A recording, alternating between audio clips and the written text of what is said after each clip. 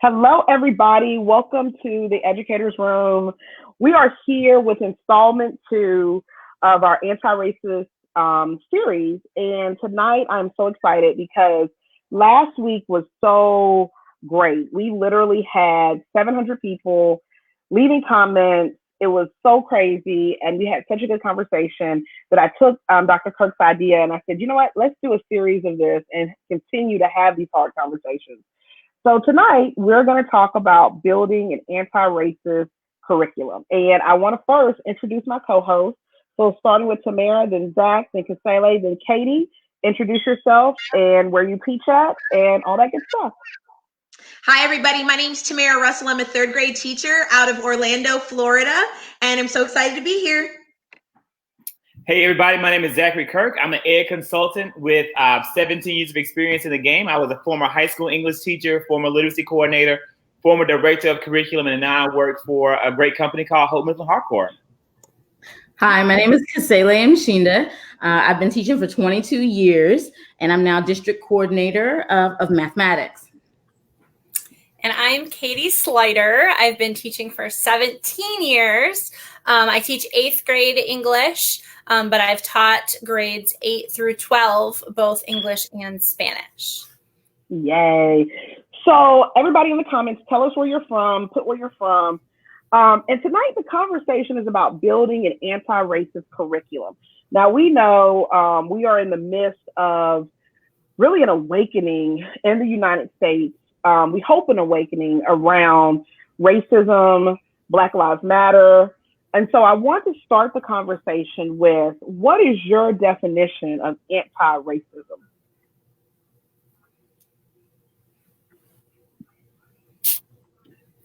I can jump in. I'll start us off, guys.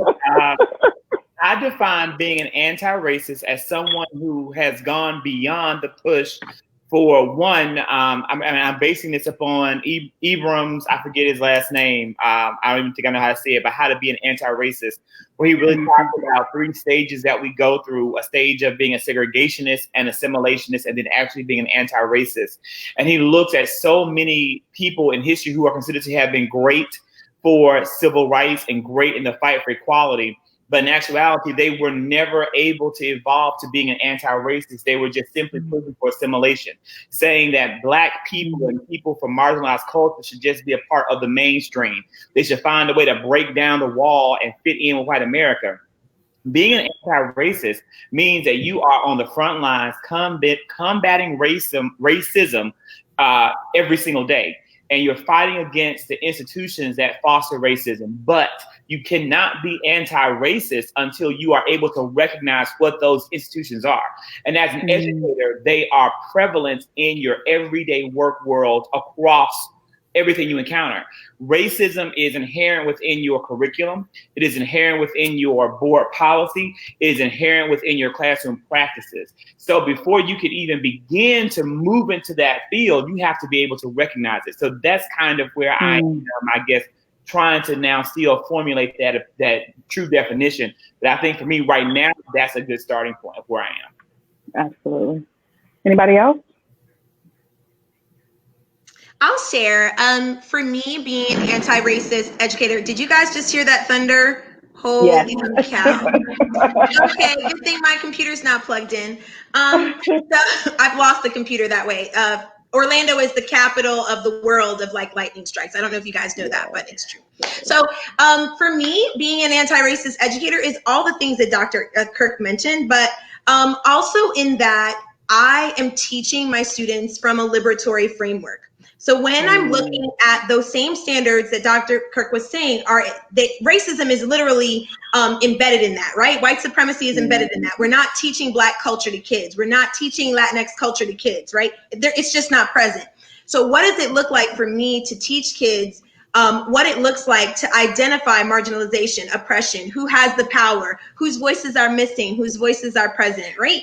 And then to provide them scaffolds for what does it look like for them to fight back from that. As a third grade teacher, we do a lot of identity work at the beginning of the year too, because for me, as a learner, coming into school in primarily white institutions, I felt very lost. Like I didn't really understand what it meant to be Black and navigating spaces as a Black person in America, because when you're taught in largely white institutions, a lot of times there's a colorblind pedagogy that goes with that. So we don't ever mention that you're Black and other kids, you're the only Black kid in here, because that would be racist, right?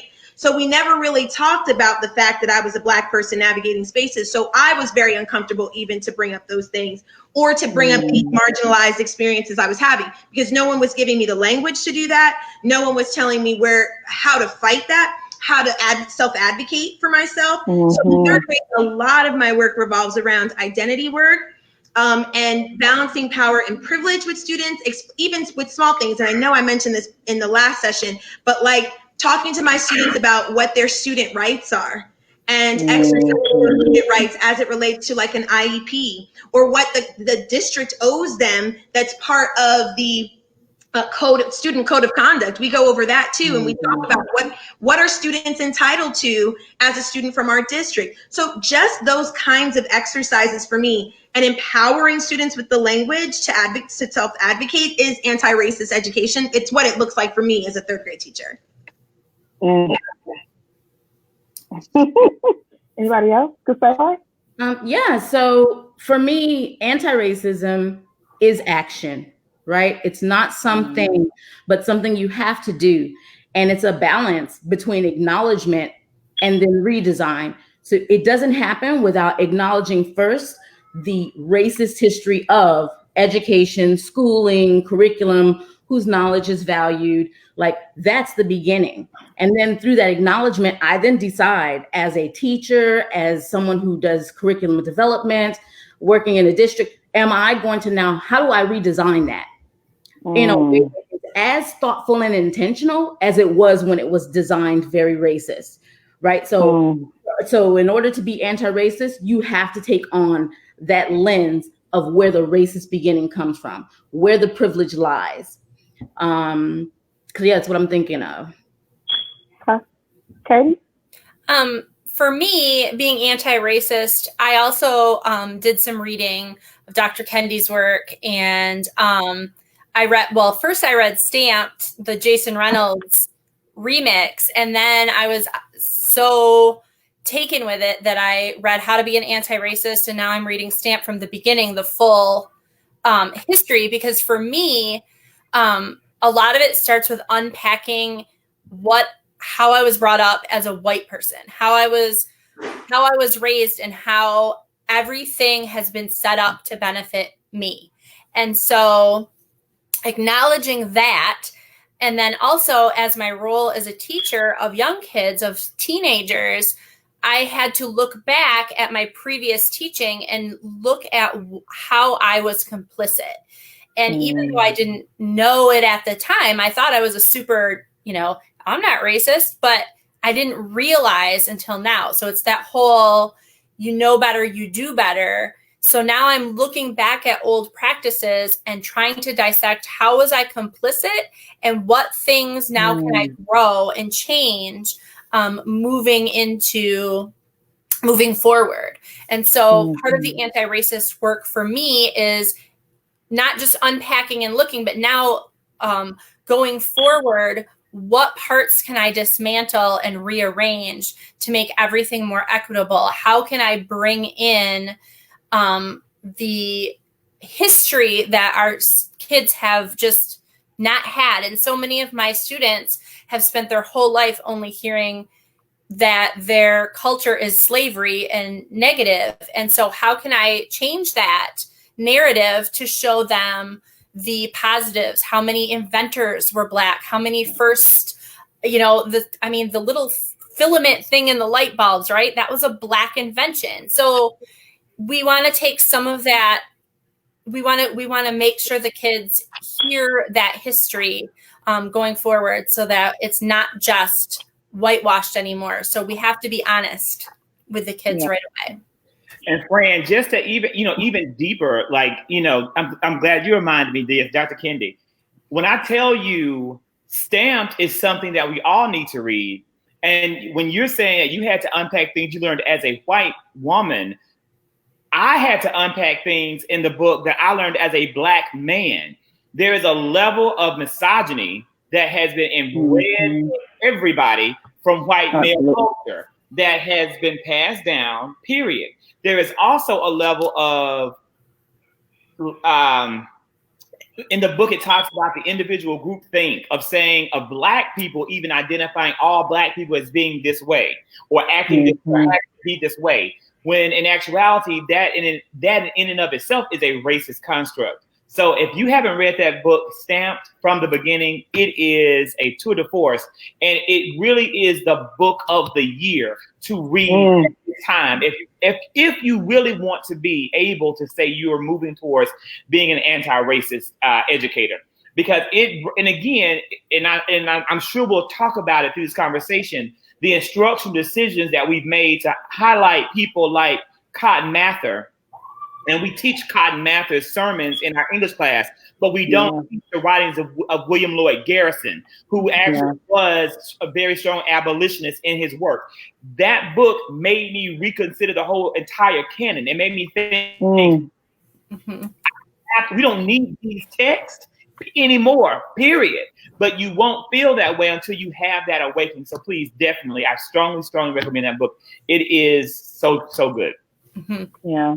And I like, as we're talking about this and I'm thinking anti-racism, for me, it's about the action, right? If you're anti-racist, you are every day that you're in that classroom, you are breaking down stereotypes. You're not running from them.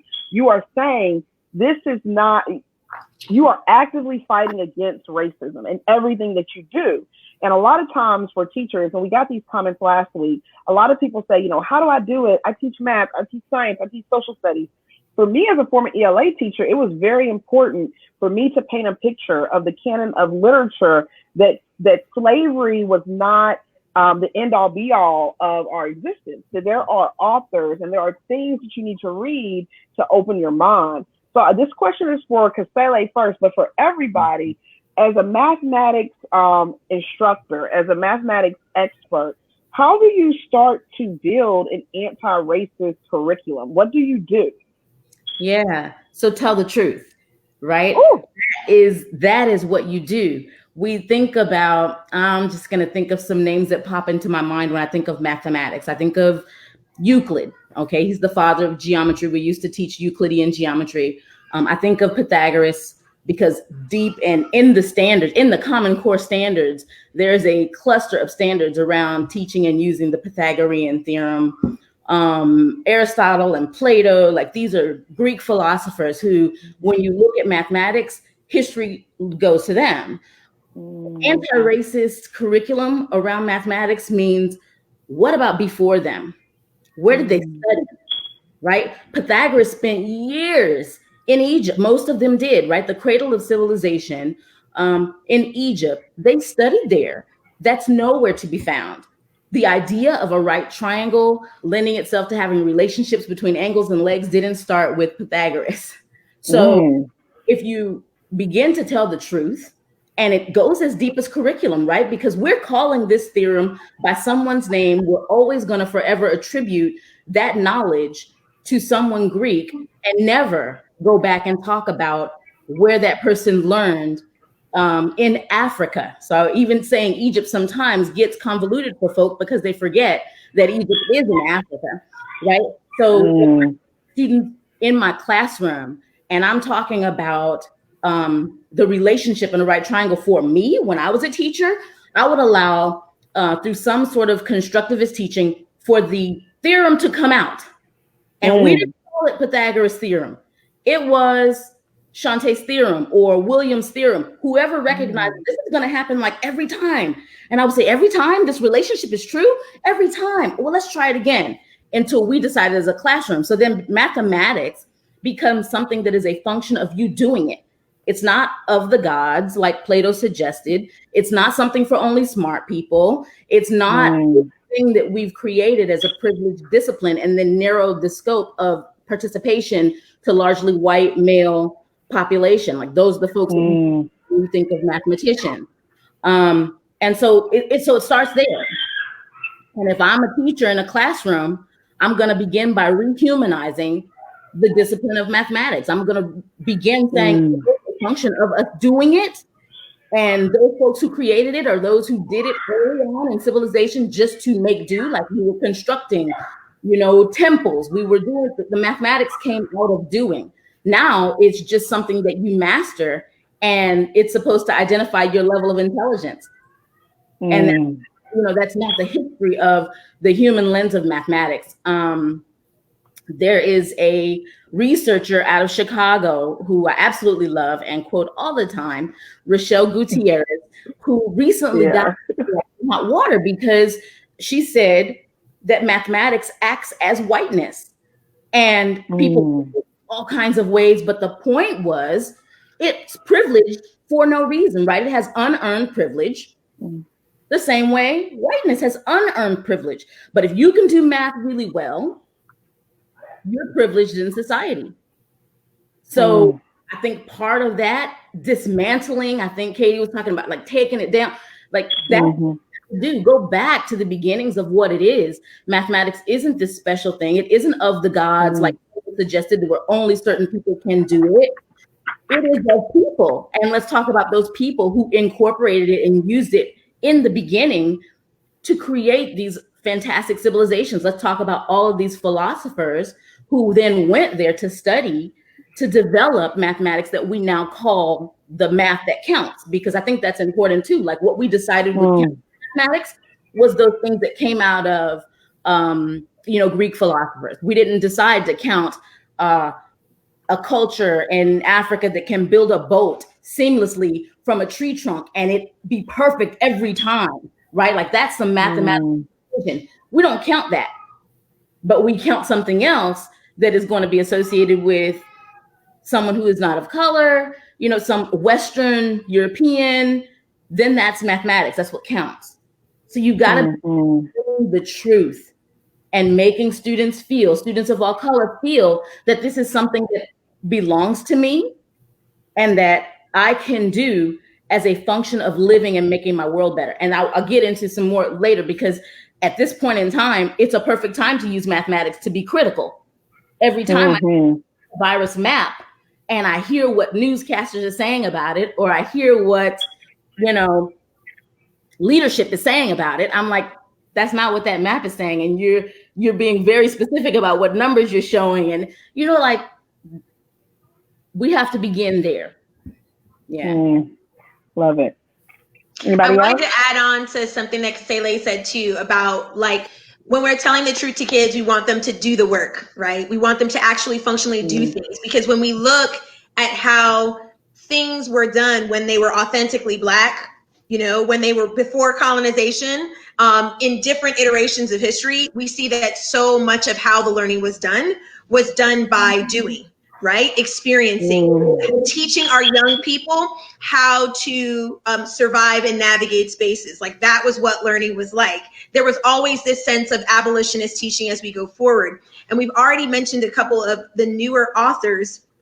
And I love Kindy's book. I have it right over here too. And I'm loving these newer, fresh authors because they write in a style that a lot of times for me resonates, but I don't want it to not read like Angela Davis and Bell Hooks and Jacqueline Woodson and Toni Morrison, because those were the voices. If we believe what Kasele is telling us right now, which I absolutely totally buy into, that we've got to look at the people who came before, then we've also got to look at not just the people who we're reading right now, like Dr. Bettina Love and Dr. Kendi. We've also got to look at the people who trained them in the thinking that they're doing. There's so much unlearning in this process, I know for all of us on this panel, but for all of you that are listening to us as well. We've all got to unlearn. The only way to do that is to start to reteach ourselves things, read things, and critically think about the things that we've been taught that we need to jettison, and what do we need to add into not just the students' lives. Because anti-racist teaching isn't what I do in my classroom. It's the way I live my life. So the perspective that you as a teacher, this is why it's so important when we tell districts, y'all got to do equity training. A lot of districts think that equity training is about, the students and about the data and about achievement. It's not. It's about you as a person. You need to be a better person as a teacher.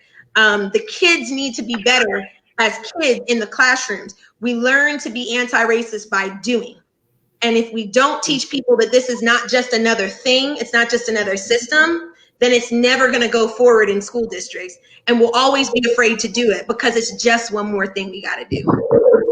And I know Megan said earlier, I know there's so many questions and comments that come in, but Megan was saying, how can I start the process of creating an anti-racist curriculum in my first grade classroom? And I'm just going to, just to address a little bit from the language arts perspective.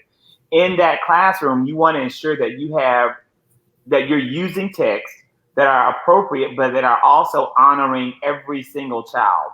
And it's not just about having books that are diverse and inclusive, but that's a big part of it. But it's about making sure that you have carefully dissected those texts, and you're giving kids exposure to texts that are not falling into any kind of I want to say a negative space. When I said negative space, I'm referring to like a white savior complex text, right? There's so many books that I grew up with reading where the little black kids got saved by like the white teacher, or, and that is reinforcing a type of racist thinking that can carry a long way into a child's mentality. So you want to be careful with that. And as you select the text, you want to let the students guide the unpacking of those texts and educate you as well to grow in your understanding of the kids' experiences with the text. I'm going to chime in on that too, because I get that question a lot, and I want to lean into the discomfort of answering it, because it's probably not an answer that's going to make people feel good. But when Fran asked us to engage in these discussions, we have to understand that we have to expect non-closure, folks. You're not going to learn to be anti-racist in an hour-long session, or if Dr. Kirk gives you every great idea he has, which those were fantastic ideas that I loved, and I think you should take on. The better question, instead of asking any teachers how to be more anti-racist or how to package a curriculum, the better question is, how do I become more anti-racist myself? Because the anti-racist teaching and pedagogy flows from you as the educator. You can get some great ideas. All these panelists that are here are teachers who have been working towards this goal as a personal life goal, but as a classroom goal for many, many years. And we love helping people. But if you are not letting it flow from yourself and your own learning, then it's inorganic. It's still coming from something else that it's not supposed to come from. It's got to come from you. So I want you to be thinking about, as educators, how do I become more anti-racist, instead of needing it to be packaged or needing it to be made easier. A lot of times as we're talking about this work, especially as I talk about this work with white teachers, I find a lot of times y'all are looking for it to be comfortable for you. So you want me to tell you this is the way to do it so it will be comfortable. Part of this journey is being uncomfortable and learning from your mistakes. It's okay. I used to teach Seuss. Hello. I taught first grade for years. I taught Seuss. I'm a reformed Seuss teacher. We can talk all about it on my blog. I have a blog post on it, right? But I leave it there. Why? Because I want teachers to see. Even somebody like Tamara that I respect so much, that talks about what she does in her room, she taught Seuss. It was a mistake. It was a mistake. I have to learn in the open. So that's what I'm calling you to do as well. Instead of asking someone, how do I teach this to my kindergarten class? How do I teach this to my third graders? I want you to be asking yourself, how can I become more anti-racist? What do I need to do to understand for myself? How can I live that out? If you're asking that question, then as you're teaching and you're living, it will flow from you differently. Just give yourself grace as you make mistakes, because you will, and that's okay. We can't give you the comfort right now of feeling like we are going to give you all these answers, and if you do everything we say, you will not make a mistake, and you will be fully 100% guaranteed to be anti-racist. None of us can do that for you. So I want to be clear about that before we get started. We're going to give you some thoughts and some ideas from our classrooms and whatnot, and you can embrace them. But this is not the end all be all of anti-racist teaching. I just want to say the books with Black protagonists and Black families are not just for the Black kids. those books need to be read by white kids so that they can understand the lived experiences of those authors who wrote those books so they can better relate to their Black classmates. And that is such a misconception that I have seen in elementary classrooms, is that, oh, I have these books by these Black authors for these Black kids so they can see into see themselves. They're Black. They know exactly what it's like to be Black. Let's give a window into that world for some of our white students and non-people of color so that they can have a better understanding and appreciation of the common experiences and the different experiences. That is a great first step also in moving towards anti-racism in an elementary classroom. Absolutely. And we said this last week, and someone said it in the comments, you can't buy anti-racist curriculum. You can't buy it. It's not a product. And so as we go into this period of where teachers are learning, I want you to really look at people trying to package things for you to do that, because it's likely going to do the opposite. And even at the educators room, I said this, Katie knows this, Katie has written for me, Zach's written for me, all y'all have written for me at the educators room.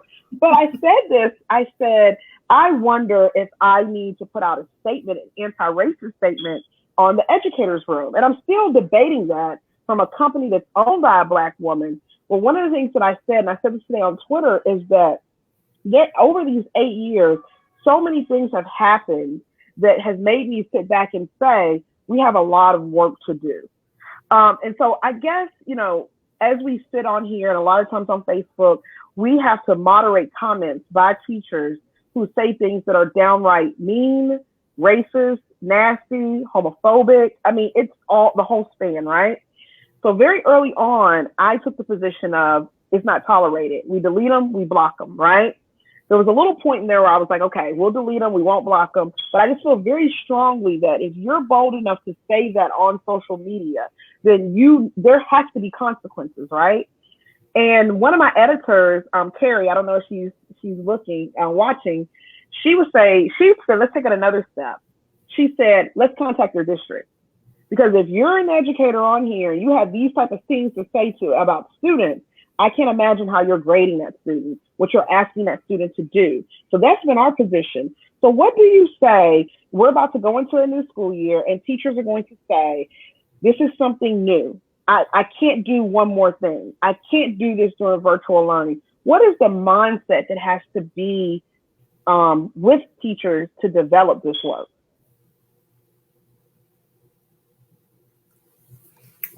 And I would say, I'm not sure that a teacher who doesn't have that mindset is the teacher who's going to do that work. I mean, I'm going back to what Tamara was saying earlier, like you have to have that paradigm shift already. Being anti-racist has to be who you are so that it comes through in your teaching. So I don't know, I'd even want a teacher who didn't feel it, who didn't breathe it, who didn't live it, to begin trying. Like, continue with education, but we need to then have those, I don't want to call them allies. I love the idea that Rochelle puts out that forget allies, you need accomplices. And yeah, I love that, right? So you want those teachers to do the heavy lift in the beginning, because the impact to the student is the end game. So it doesn't matter if every single teacher's not doing it. If I'm impacted by one teacher who has helped me understand and believe that I am a part of education, that I'm a part of the discipline, that I can use this to project me forward, that teacher has done enough. That teacher has done the job of all of the teachers that student might encounter. So that's okay. I think that you just need to have some. And I believe that they're in buildings. I believe that they're hiding beneath all of the rules and the red tape around what it has to be like. And so they need to be able to have the creative insubordination, right? Trickly to do what they know is right amid all of the other guidelines that are out there. And specifically mathematics, people think that it is just a discipline, right? So it's numbers, equations. Like, how can I mix anything in there? I mean, I got standards, I got to teach them, but how you teach them can be yours, right? So being able to go in and say, I'm going to let my kids decide, right? I have this idea that has never come to fruition, but like, I take all the kids and I put them on a bus, first day of school, and we ride through the community. And I've always taught in urban districts with a large African American population. So we ride through the community, and all I want to do is record their questions. Why are those houses over there boarded up? Why she should be in school, or look at all the whatever their questions are, and I compile them. And those questions become the problems that we solve using mathematics throughout the whole. Now that doesn't match the standard. It may not, but if we were trying to figure out why when we cross the freeway from here to over there, now all the buildings look brand new. Let's find out.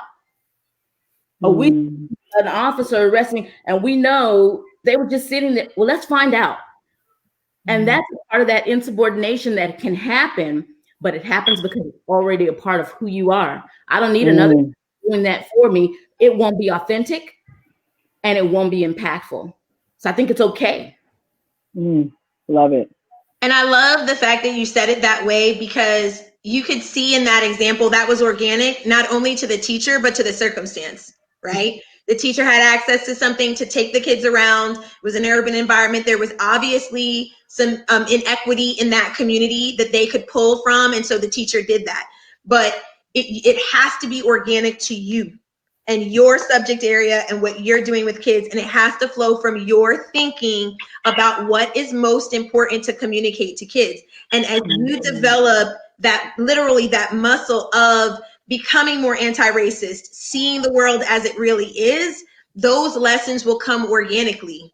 You'll just know what to do. It's not gonna be perfect though. And I'm sure Kasele would tell you, some years she's done it and it was great. And other years there might've been students that didn't ask as many questions. And so she had to bring forth some other things out of her toolkit to try to generate these conversations, build that inquiry, get kids talking, and then teach into that. So it's a give and take. It's not all about, let me download all my information into my students and condition them to be anti-racist. It's letting kids develop naturally, letting them question the world around them, providing them with what Dr. Kirk said, texts that make them wonder and think, so that you can break those things down and have conversations with them. So it's not a package. It's a whole identity that you're bringing your full self into a classroom and delivering to students. And when you're able to do that, y'all, it's a beautiful thing. Even in the mess, it's a beautiful thing to be able to see kids responding to it and learning how to advocate for themselves, for their families, in the world around them. It's an amazing thing to be able to see if you can get it done. What do you guys see as one of the biggest things that, like, the activities that kids do in discipline that really helps them become the thinkers they need to be in order to embrace anti-racism and be able to navigate it in the classroom?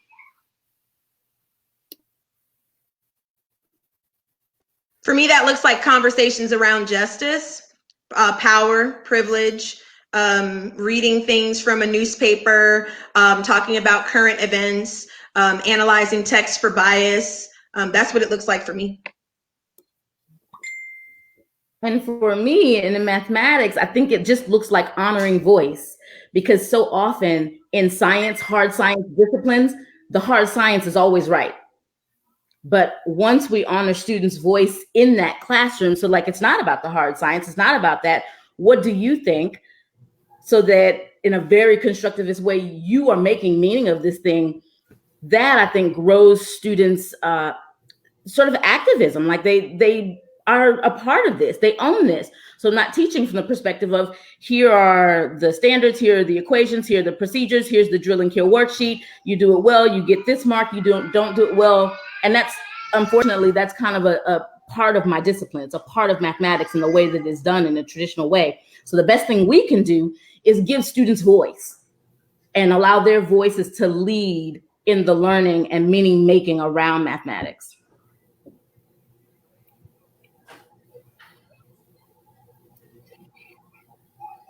Sorry. Katie, what do you think? Well, I was just thinking how this past school year, one of the things that we did was we took out an old, tired novel about a white protagonist living on a ranch by a white woman, which none of my kids, I teach in a pretty urban district, and my students. Our largest population of students identify as Hispanic or Latinx. And so we took that out of the curriculum and we put in Jewel Parker Rhodes' Ghost Boys. And we taught that. And then we also taught Long Way Down by Jason Reynolds. And one of the questions that came up was actually, are we equating Black men and boys with violence by teaching those two books? And that was something I brought to my students. And I said, I'm very concerned that this is what we're doing, that this is what we as the two white lady teachers are doing. What do you think about that? And with older kids, because I teach 8th grade, with older kids, I think it's important to have we talked about telling the truth, but also transparency, and how I try to be pretty open with them about my own learning and my own wanting to get it right, but without centering it on me, and to bring it back to them, and for them to be able to talk critically about those things. So then we talked about what other books and what other things we could bring in, and that gave us the opportunity to look at. I saw in the comments somebody had said, we need to also show Black joy and Black people living their lives, and race not being the focus of the book, or violence not being the focus of the book. And that's what we tried to do, and it gave me an opportunity. I said, I'm going to dig. You guys dig and find stuff too. And so we were able to share those stories, and then also of the, not all immigrants are poor, because we have a huge migrant population. So we did an activity, the I'm blank, but I'm not blank. And so students were able to, they made a tiny poster that said, I am this, but I am not this. And they were able to put whatever stereotype they felt they heard the most about whichever identity of theirs they chose. And then we put them all up in the hallway with nobody's names on it. And it was a pretty powerful thing to do a gallery walk like that and see, it's like, I'm Muslim, but I'm not a terrorist. Or, I'm a cheerleader, but I'm not white. And it was really interesting to see what some of the kids, and some of the kids were goofy. I've been banned, but I'm not a nerd. But they were able to think about those identities themselves. We were able to give them the opportunity to think about what is the good in you, in your identities. Where is the positive, and how can we shut down some of those negative untruths, or take the focus off? It's not always all about, with the books we were teaching, it's not always all about Black men and violence. That's not the whole story. So we started talking about the danger of a single story and those kind of things. So I think being open and allowing, we keep saying voice, right? Have the kids come in and be a part of what you're creating. And for me, I just had to be okay with them seeing me mess up and being able to tell them I'm sorry and that I will do better, and moving it on. You had a lot of people, your audio was breaking up. Can you re-talk really quickly about your activity? Because it's okay. A lot of people the activity was great. Yeah, tell the activity really quickly. It's okay. We're teachers. We keep it moving. You're good now. Okay. We did. Do you mean the I am but I am not activity? That one? Yeah. So they did I am but I am not. So yeah. So we picked one of our identities, and then we basically said, but I'm not this stereotype about it. So mine was, I'm a soccer mom, but I don't drive a minivan. And that was one of our starting places. And but then the kids got a lot deeper than that and said, well, can we talk about our religion? Can we talk about our race? I said, of course, those are parts of you. So they were able to do those kind of things. And yeah, it was powerful for the kids. I wanted to add in to answer the question too, is that and it really goes back to echoing what's already been stated, that we have to give our students voice and choice as they, in the language arts space. They have to have more choices about the text they're being exposed to. Kids hate to read because we've made them hate reading. Kids hate to read because we have made them hate reading. And while we are working on dismantling education from a standpoint of anti-racism, we need to also dismantle some of the bad habits in education that just hurts kids in general, like making them read things that have absolutely nothing to do with the world they currently live in. As a high school teacher, I'm looking back and thinking to myself, why did I ever have any student in America read The Adventures of Huckleberry Finn? The book has no value in the 21st century. It just doesn't have any value any longer. It is a text that is heavily contested for good reason. It is a text that the question becomes, because I know there are people who live by the canon. You live by the canon because the great white master said these are the texts that kids need to read and have to read. I promise you this, there is no child in America who died because they didn't read The Adventures of Huckleberry Finn, or To Kill a Mockingbird, or my personal favorite, The Great Gatsby, or The Scarlet Letter. No child ever died because they didn't read these books. Many Americans are extremely successful who've never read any of those books either. So the question becomes, what is the real point of the book? What is the real intent of the standard? And what text can be employed instead that can give the children a greater, more aware experience? So I would definitely want to say, number one, you do that. With every single text you put in front of a child, you need to examine that text carefully through multiple lenses. And you need to employ the skills you picked up in your literary criticism course, if you took one, either your senior year of your academic program as an English major or in a master's program, where you refine that text and you look at that text through a feminist lens, you look at that text from a Marxist lens, you look at that text from a historical lens, and you look at that text through an ethical lens to see if you're going to do harm, more harm than good with the text. And if the answer is yes to any group in that classroom where that text can cause harm and you're not prepared to mitigate it, you throw the text out and you pick another text. You have to examine that. In addition to examining every text, you also have to examine every single author, because who these people were matters. Who these people were matter. And I'm struggling with how I'm dissecting people I have revered in history who may not have been worthy of being revered. And it's a challenge. I struggle with how I view Thomas Jefferson because I appreciate his Enlightenment ideas. I appreciate what he brought to the education of America. I appreciate what he claimed he stood for, but his actions didn't speak to that when he was raping a 14-year-old Sally Hemings in France.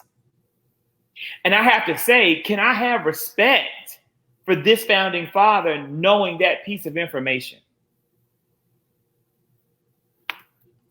That's a lot. I agree, Dr. Kirk. I feel the same way right now about J.K. Rowling. She's like canceled right now. J.K. Rowling is canceled. Sorry for all y'all Potter fans. I could cry about J.K. Rowling. I couldn't believe it. I cannot believe it. I'm devastated. I am the biggest, truest Griffin Claw in America, and I'm devastated. But to your point, Dr. Kirk, I have never read the Harry Potter series, and look at me today. I am doing a fantastic job, killing it every day in somebody's classroom, and we didn't read J.K. Rowling before, and we still ain't reading her today. All right, that's how I feel about that. But I did want to echo Dr. Kirk's sentiment about the approach in the classroom. So one of the things I wanted to share with you guys that I think we could try as primary educators is looking at wordless picture books. I know that a lot of times we are so cute, geared up to do standards. But part of that identity work that I was talking to you guys about earlier is about looking for things, having kids be observant. Kasela, you mentioned that earlier about having kids see the problems, creating a question that they can answer. Wordless picture books give us that opportunity because it's not written in a text. The kids who can already read the text are reading ahead of you before you get into it. When you use a wordless picture book, there's all kinds of room for interpretation. And the students all can share that thinking. So I wanted to share that with you guys. Investigate the possibility of adding wordless picture books to your studies, particularly with primary learners. One other thing I was going to mention, and I don't know if you guys have heard of this yet, but I saw this on Instagram, that there are several middle school teachers that are looking at The Hate You Give and Just Mercy as an to use that instead of To Kill a Mockingbird, and also to bring in conversations about police brutality. So I don't know how y'all feel about that, my literature friends that do middle school and high school, but that was something that I had heard about, and I thought maybe you guys might want to talk about that if you've read them. The book is appropriate for middle school. Lexile-wise and complexity is not appropriate for high school. I know across America, some people are trying to use that text in an American Lit course. Look, people, I'm sorry, it's a middle grade text. So I applaud that. That's the right choice. And when you say wordless picture books, I often did workshops using Voices in the Park. So call it out. Tell them the book.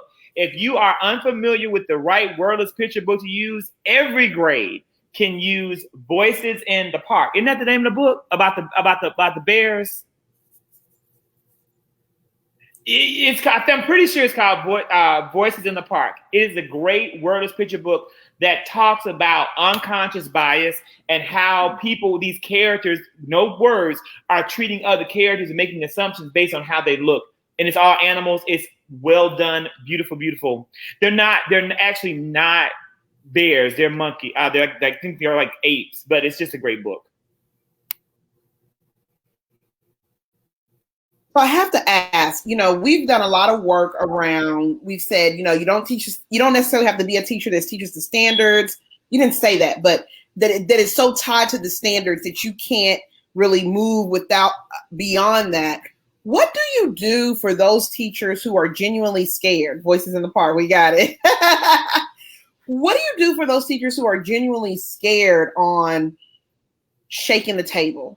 For me as a teacher, I still live by this, is that I'm an adult first. And as adults, we're able to make decisions and think about what's best.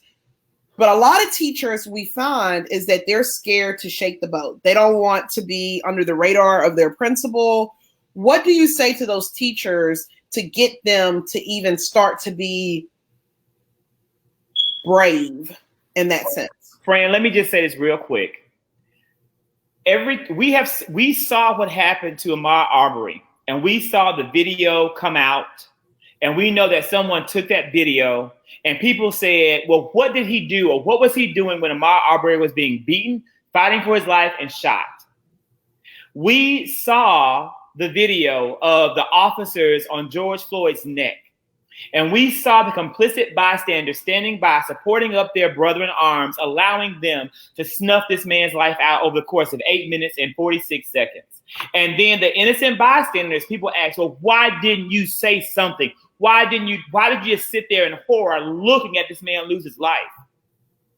Here in Atlanta, 2 weeks ago, we saw Rayshard Brooks get murdered as well. And there were people in that Wendy's line, people in that parking lot, people working in that Wendy's, and everyone said, why didn't they just do something? If someone somewhere would have stood up, they may have lost their life too. I don't want to, being honest and being fair, but they also may have saved a life as well. Every single educator who is on this call right now, what do you say when you have the consistent abuse of Black and brown children, the consistent bullying of children in the LGBTQIA+ community who don't even know they're in that community? What are you doing to save their lives? Because their lives matter too. You are being a complicit accomplice to them being shot, to them not being able to breathe, to them losing their life every single day when you do nothing. What is at stake is a child's future and a child's life. And that means more than any of our jobs, because we are educated and we are called to do the work. So we are going to always be able to get the next job. And the next job is going to be better than the job you lose when you rock the boat. But I dare say you will not lose your job, because you are answering a higher call and you're walking in a higher purpose, and you will be rewarded for that because you're a good human being. You're a good person and you're saving a child's life. To me, it's not a question of rocking the boat or not rocking the boat. You don't have a choice but to answer the call and do the work. Can we have the offering plate now? Go ahead. Who else wants to go? I'm sorry, Fred. That question is just something that weighs on me. It just weighs on me. As a kid who suffered through a lot in rural Mississippi, I can't help but to think back to the numbers of teachers who absolutely did nothing about bullying and racial attacks and different things. Now, I survived it. I am okay, scarred, but okay. That's not the case for so many kids. You look at all of the children who are crying out. One thing that has been a major subsidy, maybe a secondary benefit. I'm seeing so many letters posted on Facebook and Twitter from children saying that I have been the victim of racism at a harsh, excruciating level that they've never voiced it before. There's a whole website. There's a private school in Atlanta, and I don't want to say the name of the private school, but there's a very prominent private school in Atlanta where parents spend $30,000+ a year to send their kids to it. And the whole website is now racist at blank.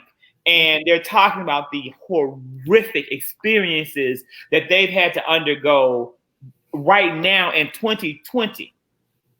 And alumni are coming out of the woodwork saying, I dealt with that in 1994. I dealt with that in 1982.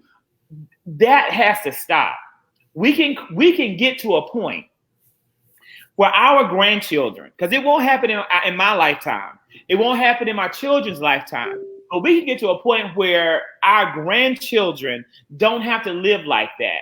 But it will not happen if we don't start right now. And it will not happen if educators don't lead the charge. You can't just simply defund the police. You can't just simply elect well-meaning politicians. You have to do the work in the schools because it is the greatest, most I'm going to say impactful. I know it's not a word. It is the greatest, most impactful, I know it's not a word, unit of change in America by design because of those of us who work in the profession. And we have a responsibility to make sure that we bring about that change, starting now and for the long haul. I'm going to mute. I'm done. Anybody else? What do you say? What do you say for those teachers who are scared? That's the wrong question. I would say that's the wrong question. Were you going to say something? You want to go first? Well, I was just going to say you do it anyway. I mean, I don't know. I don't ask permission.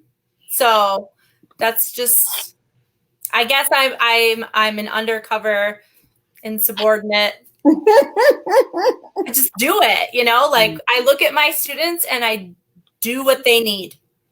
Yeah. And if that gets me fired, then I don't want to work for people who don't want me to do what my students need.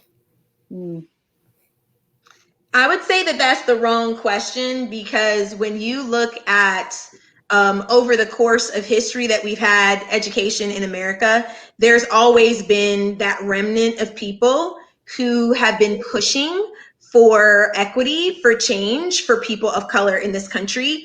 Across the country, there's been people who are doing that. Certainly there's a risk to it, but I find whenever I've had these conversations, and I feel like I've had them a lot in 23 years, that largely comes from white teachers. And for me as a person who is openly talking about things that I'm doing in the classroom, openly sharing my anti-racist views in a public forum, I have lost a lot. I mean, people don't know that, but I've lost friends. I've lost opportunities to move forward in my career in certain aspects. As a Black woman navigating white spaces, I've lost a hell of a lot. So when I hear that question from white women, it's very frustrating to me because I'm thinking, what are you willing to lose? And it always comes down to next to nothing. And if you're not sacrificing something, if you're not putting yourself in the way to sacrifice something, what are you even doing? I want the kind of accomplices, kind of co-conspirators in my life, like that white man that helped Bree Newsom. And when the cops wanted to tase the flagpole that Bree Newsom had climbed up, the white man put his hand on the pole. Those are my friends. Those are my white friends. Those are my white appearing Latinx friends. They're going to put their hand on the pole for me. And that's what I need my white teacher colleagues to sound like and look like. And if you're not there, then I have to ask you, why not? Why not? Do you not see? I mean, Dr. Kirk just gave us a rundown of what's happening in America. Kasele gave us a rundown of what's happening in America. Are you not seeing this? What do you think I see? You don't have to ask me how I'm doing. You don't look at your television set. I am hurting just like every other Black person with a beating heart in America. We are all hurting about what we're seeing happening. And the best y'all can come up with sometimes is, well, I'm afraid, or what can I do? Just get in here. Just get in here. I shouldn't also have to tell you how to battle the oppression that's killing me while I'm battling the oppression that is killing me. You just need to jump in and start fighting. And it's not going to be perfect. I don't know how many times I have to say this, Fran. It just can't be perfect. We're fighting a battle against this thing that people have, that it has to be right. It's not going to be right all the time. It's going to be messy. But are you going to get messy, or are you not going to do anything? It's a choice you have to make. You're either going to do the work or not do the work. But don't tell me it's because you didn't know what to do. That's an excuse. It's an excuse. Y'all just have to get involved. So again, friend, I would say when I get that question, I feel like it's the wrong question. Stop asking me what to do. You have eyes, you have Google, you have a heart that is beating in your chest. You have Black friends and neighbors. Do something. Do something. Which is why we name this Do the Work, because there are a lot of people that will sell you the research, but there has to become the level of, what do you do now? What do I do tomorrow? What do I do the next day? And we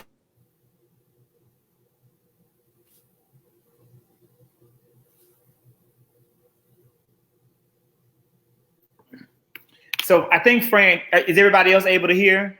Can you hear me? I think Fran froze for a moment. I did. Yeah. Okay. And that's why it's called Do the Work. We have people right now on Twitter who are hashtagging Do the Work, because it means you have to do something. So I guess my next question is around, we've talked about, not being scared and the mindset you need to have. Let's talk the structure. And one thing, just briefly, to honor some of the comments, because Jennifer's making some great points about fear of losing their job and the preservation that's existing. Let me also add into this, right? Like, one thing that comes with being a teacher is the responsibility to serve those you teach. And so I'm a lifelong, forever teacher. And so I make a commitment to you, Jennifer, and to everyone else out there who is afraid of because and everyone isn't going to be as bold as Jennifer to express the fear. But for everyone who we're asking and calling on you to be allies in this work, then I'm going to commit to you to be an ally right back. You can contact me at any point. Sadly, Facebook will allow Donald Trump to do hate speech and all types of lies and not block him, but I can only have 5,000 followers. So on Facebook, I'm pretty much maxed out, but you can contact me at any given time on Instagram, Dr. Kirk English, as in Dr. Kirk, but like the content area English, my passion, or on Twitter at Zachary K, my name, Zachary K. And I am going to be able to respond to you and help you and walk alongside you. You may have issues and questions and things that happen where you say, this didn't feel right, or I don't know, but is that racist? I will be there for you. I will talk to you, because we need you, Jennifer. We need you in the fight. We need you in the fight. Everybody.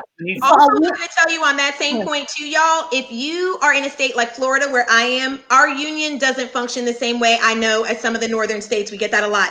But if you could work with your union to support some of the thinking that you have, to ask your union maybe to be doing some training around this, or to be having some conversations with your district leadership about this. If you're passionate about it, but you are afraid and you need cover fire, work through your union. Work through your union, or whatever is the closest thing to a union in your state. Absolutely. And so we've talked about the mindset and the structural things that need to happen. My next question is around, how are you picking like the building of the curriculum? Working at the district level, I know that I am able to pick and choose a lot of things. What do you do to guide what happens in your class, what happens in your district? How do you build an anti-racist curriculum from that level? There's lots of resources that are already out there for us to look at. Like Teaching Tolerance, I know, has an anti-racist framework. Zen Education Project has a lot of amazing resources, articles, materials. Teaching for Black Lives is a great book to look at too. I have used for the last, I want to say 5 years, somebody correct me if I'm wrong, Tiffany Jewell has a history of anti-racism in America. It's a free resource that she's built for herself. And she gives it away for free through her Patreon. You just have to attend a webinar so that she can go through it with you. I have used that for years in my classroom with a lot of success.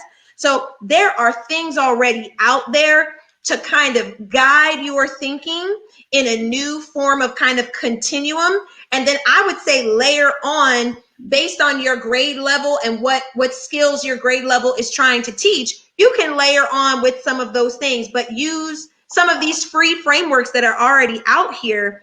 The work is being done. It's at the click of our fingers a lot of times just to get our minds working. Because remember what we were all telling you before, it's about inquiry. It's about doing activity, doing something. Us as the teacher have to experience that as well. The wondering, what are we wondering? Then what would the children be wondering, and allow them that process.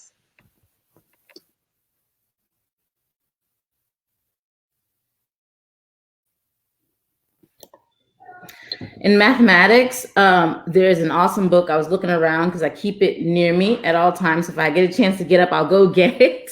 But like you have folks working like Danny Martin and Eric Gutstein. They're talking about social justice mathematics. And so taking mathematics and using it as a tool to critique the world. The issue becomes when you're not teaching what's on the standards. And that only becomes an issue because then there's an assessment, but that's by design, right? That's not innocent, right? It is by design that we will assess what we want to count. So then that's where that creative insubordination comes in and choosing the ways in which you expose students to the mathematics. And statistics is awesome. So a lot of times I don't want to get too much into mathematics because I know how people feel, but there's a point around that as well. But students will go towards AP Calculus. Traditionally, that is like that higher level mathematics, college prep. But truly, statistics is the useful mathematics, right? That's the one that gets thrown about that people believe at the drop of a dime because they see a graph or chart or hear a stat around something. There are so many opportunities in AP Stat and statistics-based quantitative algebra that will allow students to critique their world. So while you are engaging in what would be those standards, you're able to do it in a social justice way.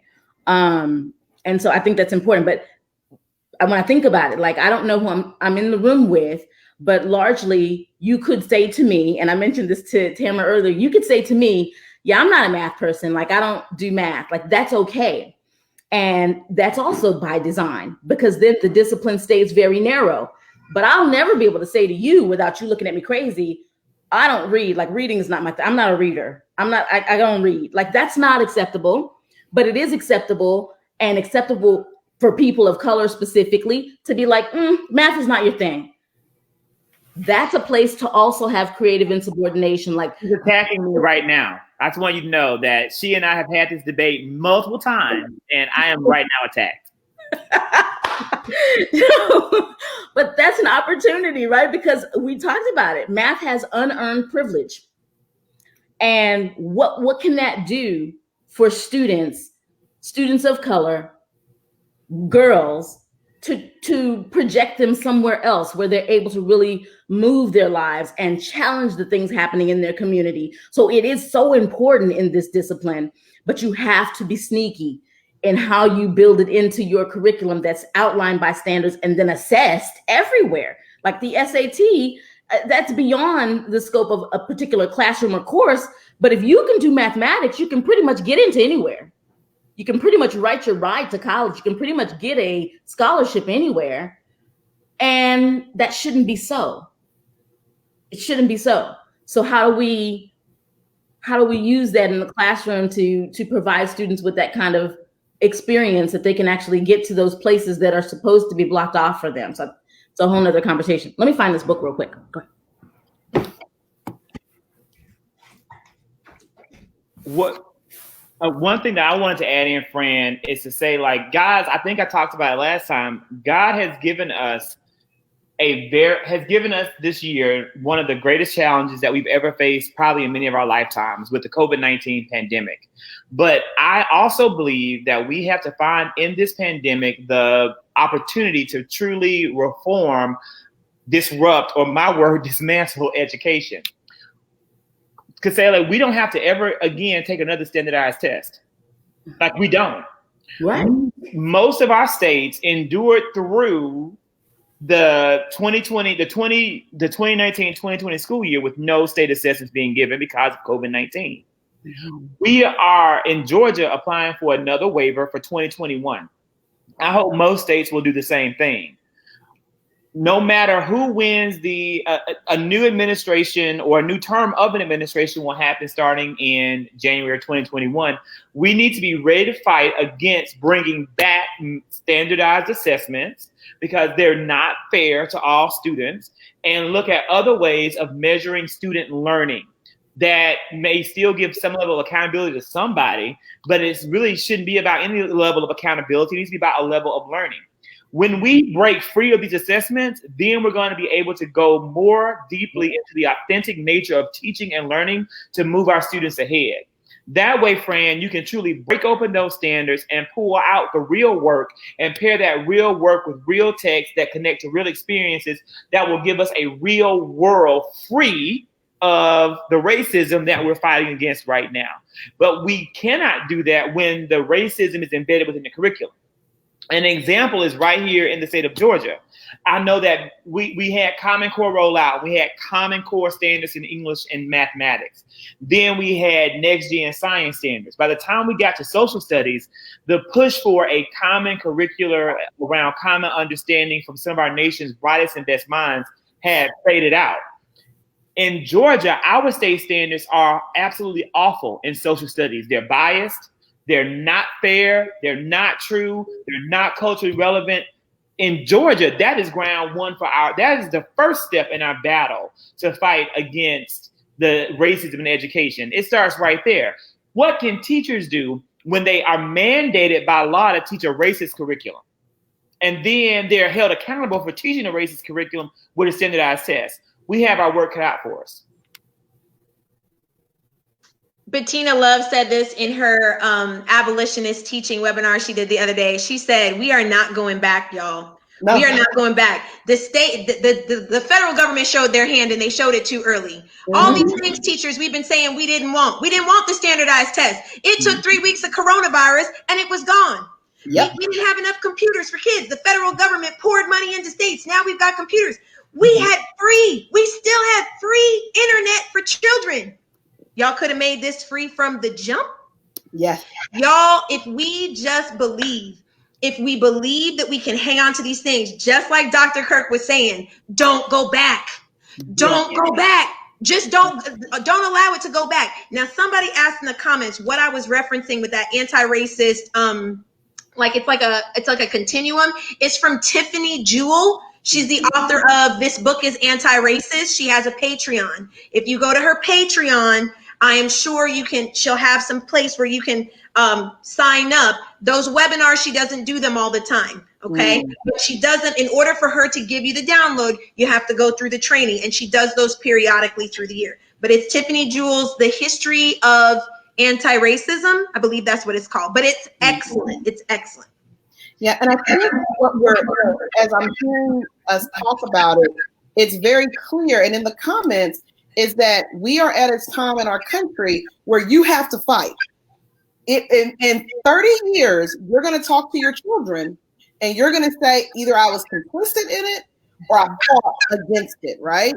And so, yes, everybody now feels comfortable to say Black Lives Matter, but now comes the point of you saying to your elected official, we will not reelect you if you push for this. We will not reelect you on school board, on state representative, on state. We will not do it. And politicians left and right, Jamal Brown in New York will prove to people politicians are being voted out because they're not listening to the people. So as you guys are saying, this is critical, guys. If you're listening to this and you're watching this, you should be fired up to go and call your state representative and say, no more. And then to get 5 more teachers on your back to tell them the same thing. I have to ask, as we're going into this and, we're talking about that you're dismantling, you're finding some of the things that you are problematic, you're researching for yourself. What are some of the things that you see as being issues that lots of teachers have when building their curriculum? Like in ELA, sometimes people only will pick authors, Black authors. They won't pick any Hispanic authors, LGBTQ+. They won't pick any other authors but Black authors, or they'll stick in slavery so long that they never get to, like, our history doesn't start with slavery. So what are some of the issues that you see teachers kind of go through as they're trying to find their way? Well, some of the teachers they're not well read. That, you should not be you shouldn't be an English teacher if you don't like to read and write.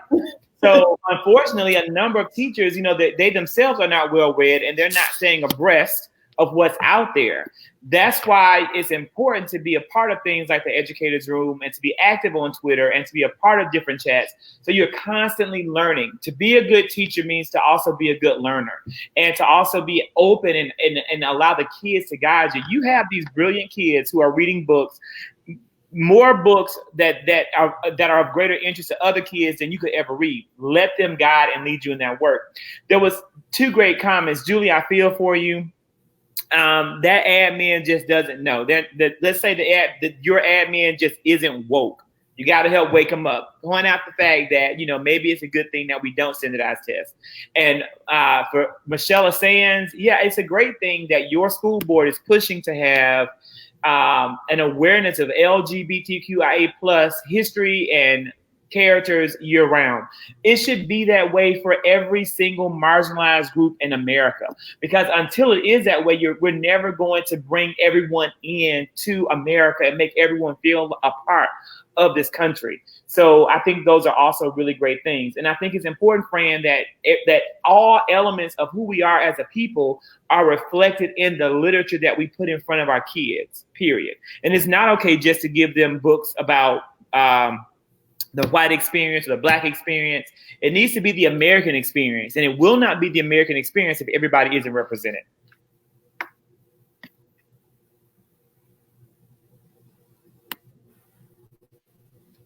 Anybody else? I'll share. I think, like I said, like Dr. Kirk has said before, it's important to look at history as a whole so that you can see what it is that you're missing. So that's why I suggested some of those resources. I know we mentioned Stamped from the beginning as well as a resource to just educate yourself on the parts of history that need reframing. And then as you get galvanized about teaching something, you teach those things to your students. I know it's been very like the thing to do lately is to just throw books at teachers with Black and brown kids on the front of it and not really explain to them why you did that. Like, it's not enough. Like, we're beyond friends. We're beyond like having a diverse library. We're beyond, that's not the standard anymore. Okay. Just because you have Black and brown children in a library, it's not a box to check off. It's about how your students are accessing these things and how much they feel like they see themselves in those books. That's why, I mean, I'm Black 365 days of a year. You can't teach me about the beauty of Blackness in 30 days because I'm Black all the time. So you have to constantly have before you and before your students things that reflect them, things that reflect their family, things that reflect their culture, and allow the students to guide you in teaching about that. What's wrong with having a cultures day in your class and not assigning the children a culture based on standard? Let the child tell you what they want to study. I mean, go figure. Like, let the kids tell you what they want to learn about, but bring those things in. Let the children go to the library and find several books themselves on what it's like to be Irish, what it's like to come from Namibia, what it's like to come from China. Let them choose the history and the heritage and the culture that they want to learn about, and then maybe put that in a timeline, a historical timeline on your wall, or make a nice mural of that. Or have the parents then come in for a celebration day and let the students dress up and share what they've learned. They're so proud of what they've learned. It's a great opportunity to bring parents into school too. Let the kids guide that learning. It doesn't always have to be scripted. And I think we're too used to, as teachers, needing to be told what to do. Abolitionist teaching isn't telling me what to do. It's about me deciding for myself what's best for the students and exposing them to the choices that they can have that are going to lead them into more liberatory thinking on their own. It's not about me telling them all the time what to do. Sometimes I think as teachers, whoa, my thing fell. Sometimes as teachers, I think we wait to be told what to do, and we need to be acting. We need to be active in that.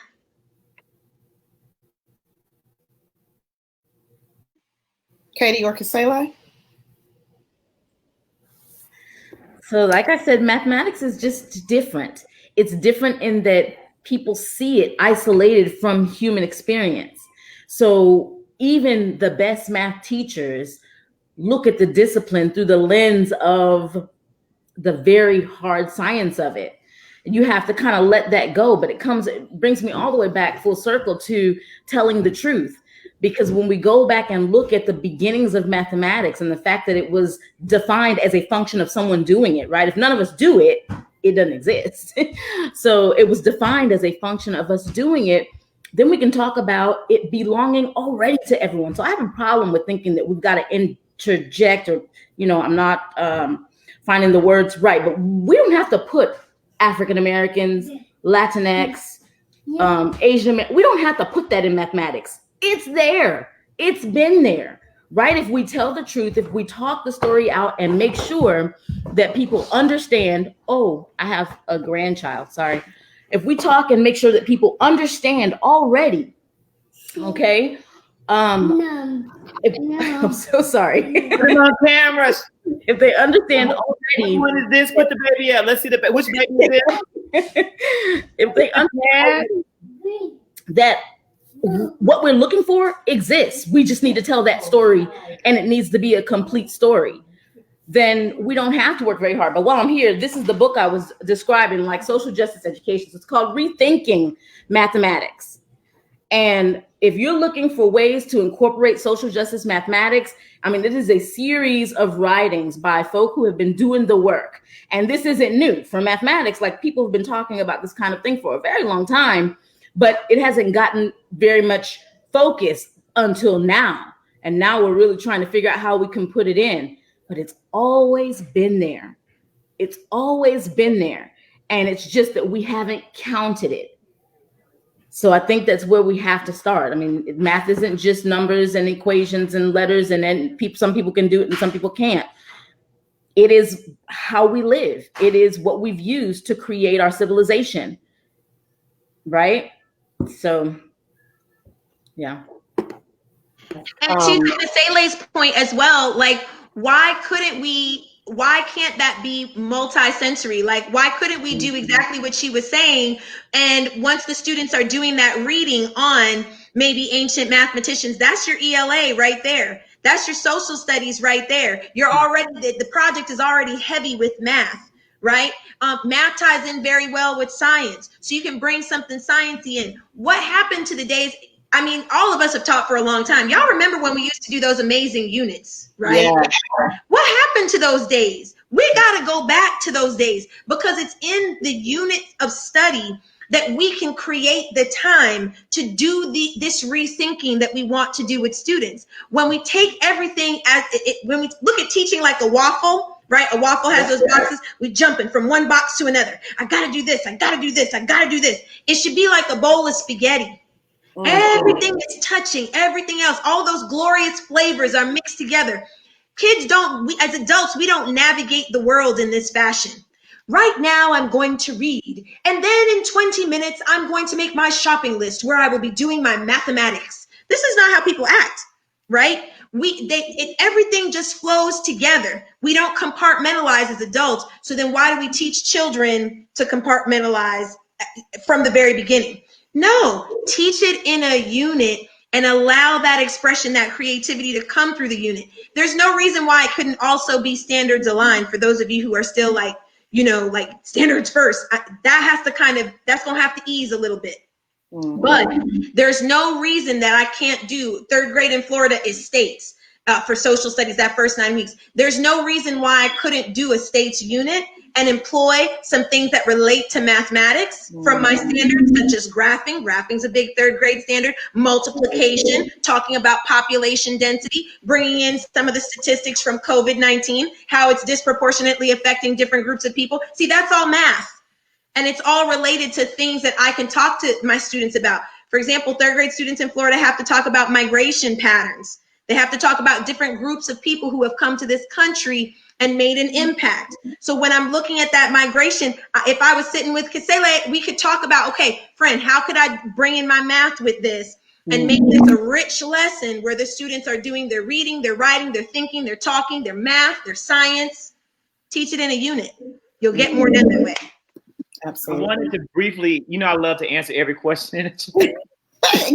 Megan Elizabeth had a great question, and she said how she's transitioning into being a media specialist, and immediately and I'm gonna film this part. I'm gonna record it and I'm gonna share it out because my media specialist changed my life. From I had the same media specialist from 5th grade until I graduated. And she would give me books to read. Like she would say, Zach, this is your next book and I want you to read it. And then I would read it. And then she'd be so impressed that I read it so quick. And we talk about it. There was no accelerated reader. There was none of these, programs that took away the fun of reading. It was me and Miss Oss talking about the books that I read. And she just had a birthday on Friday. And so I want to say, number one, your children and you're going to know the books that they need to read. You need to handpick certain books for certain kids and give them those books, empower them to read those books, talk to them about those books. But on a bigger scale, you also want to have kids become more diverse in what they're selecting for reading that go with their interests. Create a competition in your school. Create like a little book club where you incentivize the effort that goes into reading and the reading progress that they have. And for some kids, that extrinsic motivation is going to push them ahead as readers. So if you want every kid to read, someone referenced Hurricane Child. I haven't read Hurricane Child. I wrote it down. I'm adding it to my reading list from this discussion.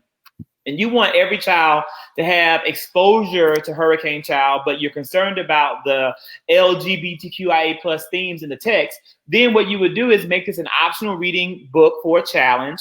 You could have a reading bowl type event at the end of reading certain books or reading a series of 3 or 4 books or 5 books around the theme and let them read for like a little bit certificate. Things like that go a long way. And that is in your power as a media specialist. You can do so many things to incorporate so many elements of diversity as a media specialist that it just makes me very excited for you, Megan Elizabeth. Very excited. On that same thing, I know our media center specialist loves when we bring kids in and lets her do book talks to the kids. So I'm not the only one book talking books to my students. She does too. We take her, and other teachers will do videos for me that I can play to the students of book talk. So that's another way to. I think you're going in and out. Hold on. Okay, go ahead. Go ahead. Is it working now? It's working now. Yeah, it works now. Okay. So she will do like displays and stuff as well, just for like. She'll ask the kids, what kinds of books do you want me to put in the display? And they'll write in little things. And so then all of a sudden she'll have a magic display or a, LGBTQ plus display, and it will change every few weeks based on what the kids want her to put in that little display area. And those books go. because the kids requested, you know, I want more books like this. Well, okay. So we love The Hate U Give. What are more books like that? So she had, if you liked this, you'll like these books. And so that also gave her a way to get kids finding the books that would maybe match with them better. Just a thing. And so, Megan, I guess to be more direct to the question, no, there's nothing problematic with lists, but I do think that it may be better if it's about like a theme more so than about like, here's the gay book list, right?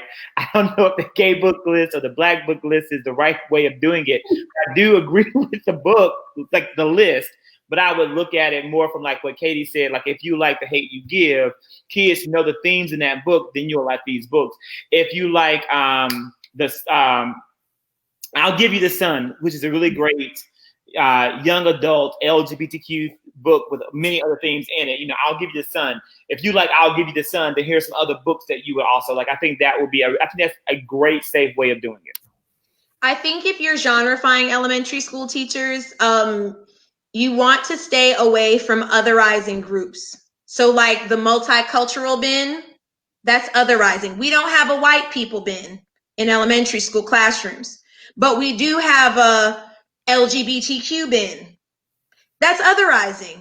LGBTQ people mow their lawns, they raise families, they go to the bank, they have pets, right? So why can't they be in those categories, right? Like, just put them in. Now, to have a list that says if you liked, you know, the book My Two Dads, you might also like that's different, I think, because the student has already shared that. Another thing I would say, elementary school teachers, is do a book talk.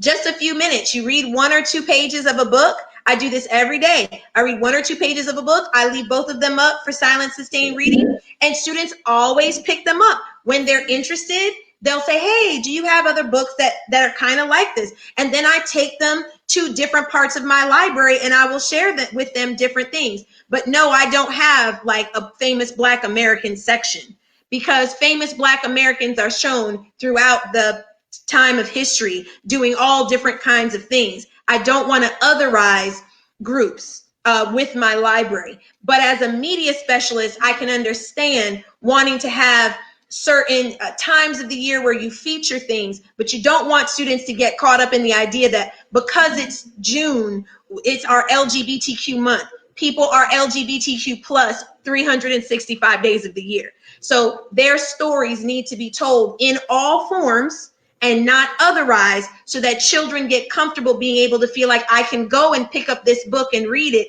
and I'm not going to be made fun of. I'm not going to be otherized. My parents are not going to be a problem for me in this space, because I'm just reading about my family just like you're reading about your family. So we want to be careful about that, elementary school teachers, when we're sharing things with our students and allowing them the opportunity to see other genres of books and folks that we typically have otherized. Let's make sure we spread them out in our libraries.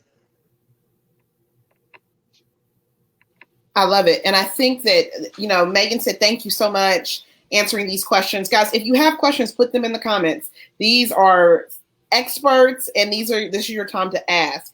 Michaela said, I'm going to put this on the screen. Once we go back, depending on what country, state we're in, with the new guidelines for health and safety, it's going to feel really different. For example, kids in my school won't be able to touch books in phase 1. Only we can.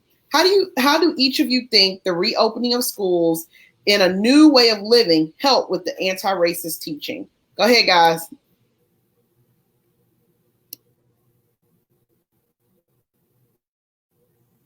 You know, I not being able to touch a book now, that's not good news. That's not benefiting anti-racist teaching. That's really, you know, it's scary. I can't say that it will, but what it does give you a chance to do is, this is another benefit. You're going to have to be able to think about what can we do differently and what materials we have access to.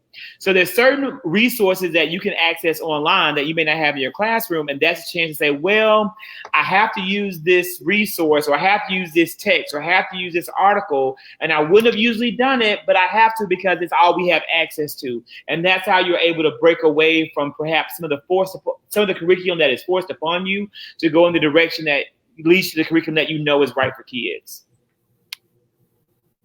So use COVID-19 as an excuse to do whatever you want to do that's right for kids. Because we're not going back, Dr. Kirk. We're not going back. One of the things I would say, definitely digital resources would work. But remember that in this new age, there are a lot of students who have not felt marginalized. There are a lot of students that being at home and learning from home was the best thing that ever happened to them. And they are happier at home. Please do not feel like every student thought that this COVID-19 thing was terrible, because there's a lot of kids that appreciated the breath and the space to study when they were ready, or to have extended time, which we can't give all the time to every student in a classroom, or to study more of the things that they wanted to study, that their families felt like were valuable, right? So this time doesn't have to be the worst time for all of our kids.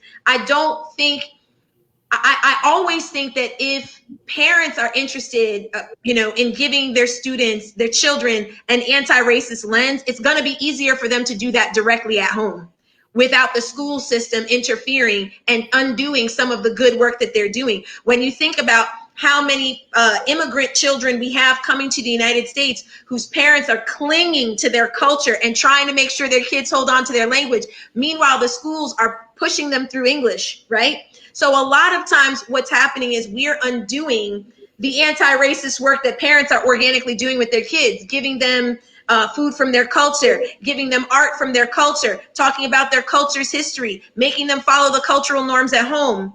And then they come to school and we tell them, no, not here.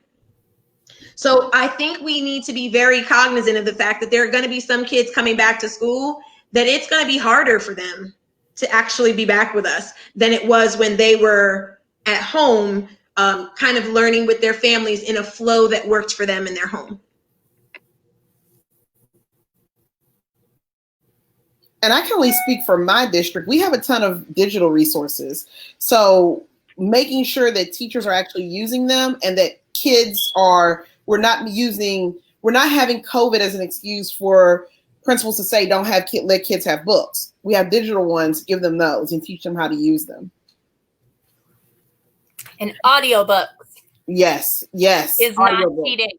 I have to ask, because we're about to wind it up, but I have this really important question. If you were going into the classroom, for our two participants who are in administration roles, how do you get your administrators to to do the work so they understand that it's going to take their support also in order to make a school anti-racist, and to support you when you are teaching a book, or you're giving the kids a book like My Two Dads, so that parents don't come and it's a big $2. Like, what do you do to bring your administration on with you? You have to talk to your administrators. One of the things that I found that works for me, that has worked in the past for me, is to privately, give my administrator a chance privately before I go public with something. Especially because there's a power balance there, right? So they're my boss. So if I try to show my butt in a staff meeting, I'm probably not going to get what I want. But if I go to them privately and I say, listen, and I'm about to have some of these conversations right now, to be honest with you, because we're talking a lot more about equity and I want to see some different things done. I'm going to go to my boss and I'm going to tell them what I've been learning, what I'm thinking about, what I'd like to have done. I think you have to have a relationship though, with your principal, just like any other person, right? So if you feel like your boss or your district could be doing more, you really need to work on that relationship before you come out with, and this is not my conversation, but I'm just saying in general, if you thought your district was just racist, you can't just tell your district's leadership, well, I think y'all are all racist. That's not going to work. There's no relationship built there. You've got to show up at board meetings. You've got to send emails. You've got to respond to things. You've got to let them see your face so they know you. And then when you slide into their DMs with, but I'm really disappointed that we went this direction. Could we have coffee and talk about it? Or could we set up a Zoom chat? Because I just feel like we need to do more, do better. I think you'll get further than if you just start yelling randomly and they don't know who you are. They don't know about your practice. They've never been to your classroom. They don't know you from Adam. But if they know you a little bit more, sometimes it's easier to get in. That's it. You're a professional and you have to use your voice. And you know the art of negotiation, and you know who you work for, you know your administrators, and it's essential that you go and you advocate for yourself and your kids, and you advocate hard. And if you work for an administration that doesn't support that and doesn't support you, then it's time to go to another administration. I want to emphasize again, you have the power. You are the change agent in the school. The teacher matters more than every administrator and every central office and every superintendent and every school board. You are the one who makes the difference. So you have the power. And again, at any point that you're not being supported and you can't do what's right for kids, it's time for you to pack up and move to the next school, because I promise you, every child in America needs you, period. Every child needs you. Being solution oriented, somebody mentioned that in the chat. That's really important. I don't care what it's on. If it's literacy, social studies, STEM, I never go to my bosses and the bosses that I've had and just say, this is a problem and throw it in their lap. Principals already have 1,000,001 things to do. The least we can do as stakeholders in schools is say, you know what, I see this problem, but here are 2 or 3 ways we might go about solving it. If you feel like you want to tweak it or make it different, then I understand, but I wanted to help. So here are some solutions that I'm also bringing for the problems. Sometimes as teachers, y'all, we just get in that funk where we just see what's wrong and then we just want to vent to somebody. And I know administrators broadly are prepared for that, but it's got to be exhausting to just hear how terrible everything is and not ever hear, thanks for what you've done so far. Here are some ideas that I want to do to participate in making it better. If we're going to be in a place, we've got to always want to be about making that place better. When you have decided as a teacher that you could care less what happens in a school building, you have got to go. You are the problem. If all you want to do is complain and you don't have any solutions for how to fix it, you're the problem. You need to remove yourself from that space. That's me just talking to you from my heart. And any time in my career where I felt like I couldn't talk to my boss, well, I can't even tell you that that's true about any of the bosses I've had. I felt like I could talk to all of them. Some things we agreed on, some things we didn't. But I've never felt in my career that I just, like, this place sucked so bad I just had to leave. There was always a different opportunity for me in another place where I felt like I could serve differently and enhance my skills more. So I moved for those reasons. But y'all, we can't be about just the complaining. We got to bring solutions. And I think that, as at the Educators Room, we truly believe that teachers are the experts, right? And when you're the expert, when you feel like you're the expert in your field, even if you're learning to get to that point, you approach things differently, right? Because as Tamara said, as Dr. Kirk said, as Katie said, as Kasele said, that you are called to a higher power. So it's critical for you to operate like that. And if the space no longer serves you, you find somewhere else to go. Because the worst thing you can do for children is be somewhere where you don't feel like you can grow or that you can learn. So we're getting ready to end. I have to ask, I'm going to go through everybody. Where can people find you? Because next week we have another conversation. I'm finding my notebook because I was writing. We're going to talk about teaching real history with an anti-racist lens. So we're going to have social studies teachers on with us. But I have to ask, tell everybody where they can find you. Start with that.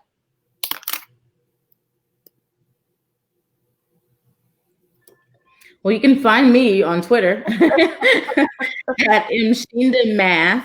I don't think I'm very vocal but you can always come to me and ask something of me, but I'm not very vocal. And I do that specifically because I like to be subversive. I like to get in those spaces without everybody focusing on what's going on. I think one of the things we have to do is reclaim the profession. And you know why we came into teaching? we reclaim that by redefining it. And sometimes it's the sneak, right? So you may not see a very active kind of Kasele on Mshinda math, but that's deliberate.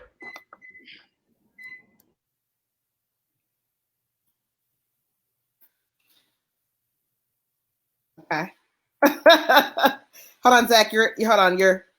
Oh, Kasele, can I share your side passion with the audience? Because you have people on here who love that too. May I do that? You may, but that's not activist teaching and learning. And it's not. But for those of you who love food and you love beautifully plated food and you love these amazingly created, beautiful cocktails, Kasele has a food blog on Instagram called Foodie First, and it is just so.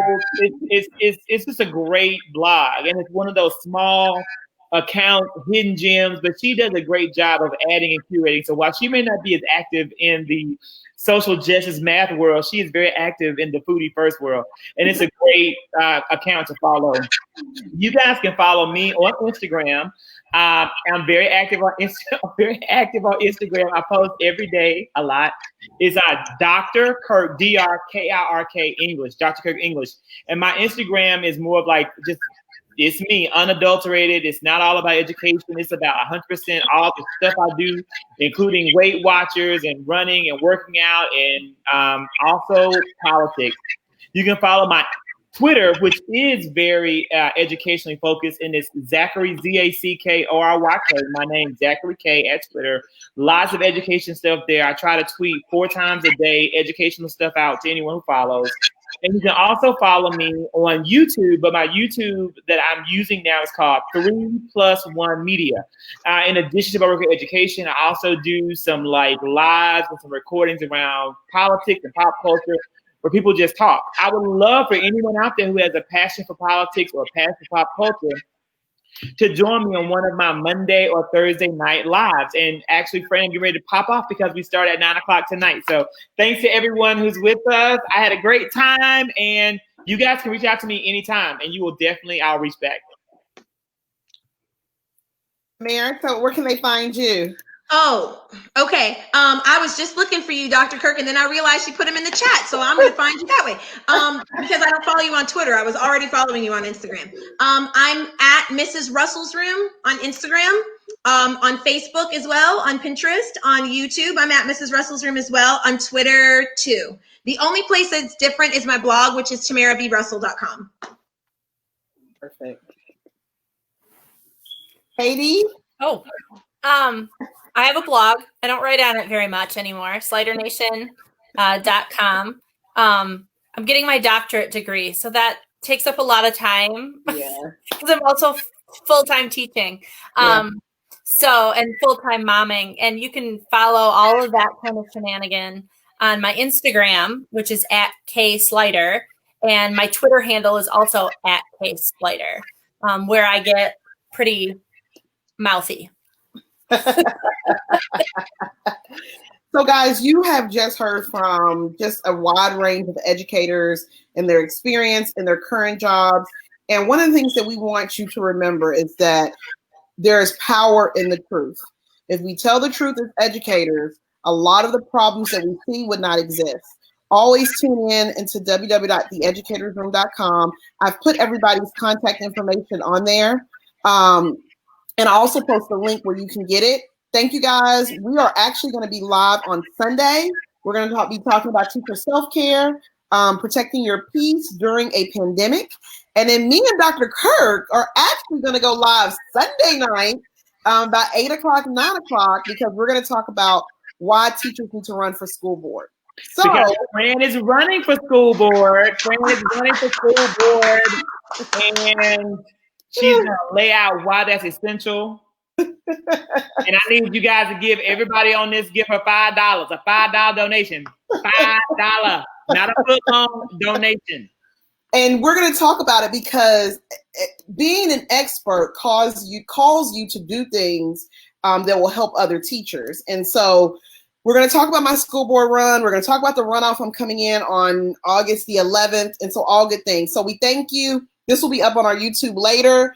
Guys, I'm going to send you guys a Starbucks. No, not Starbucks, but I'm going to send you guys a coffee card and we'll talk. Thank you guys. Have a good one. Not Starbucks.